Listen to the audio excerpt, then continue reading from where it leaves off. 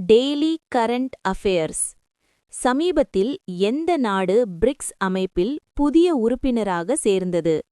Option A Argentina, B Egypt, C Saudi Arabia, D மேலே உள்ள அனைத்தும். சரியான விடை டி மேலே உள்ள அனைத்தும்.